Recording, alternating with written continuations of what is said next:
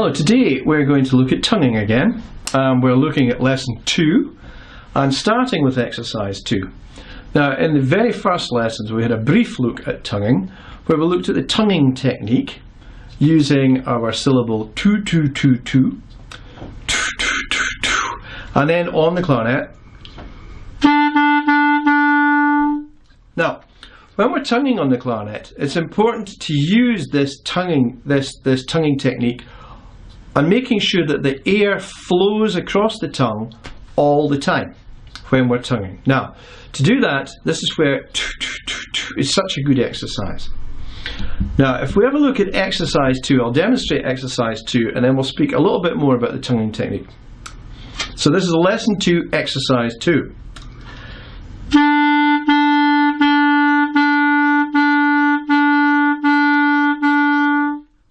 Now you can see each note gets its full crotchet value and I start the next note with the tongue.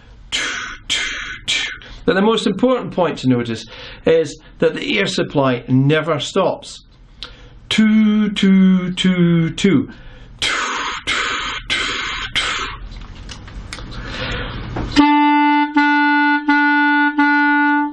A couple of things to watch out for, a couple of problems that often crop up with this, is people stop the air in between the notes and you get this effect. So they'll tongue the start of the note, but then the air stops and they have to restart each time.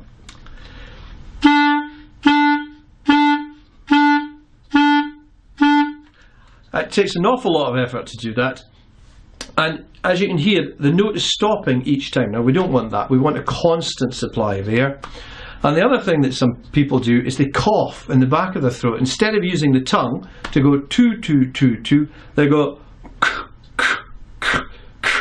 And I'm not going to attempt that because I find that very uncomfortable, but it's amazing how people manage to do that. So watch out for these two things. These are the major problems that usually crop up with tonguing.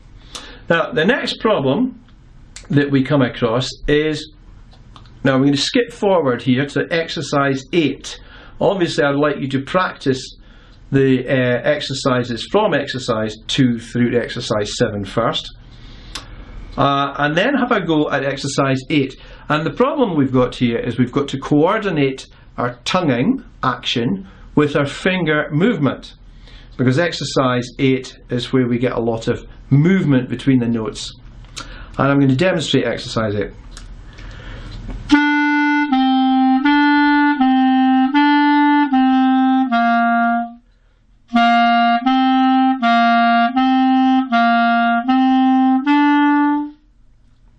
Now what you might find happening here is you get a kind of stutter on the notes, and I'll try and demonstrate this. I might find this quite hard to do.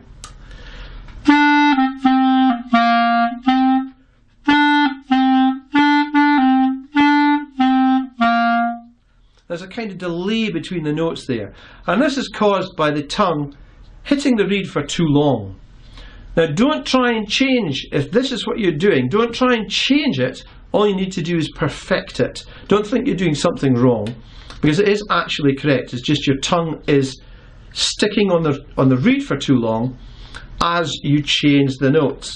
And with practice you'll find that you start to coordinate that tonguing and fingering motion quite ably.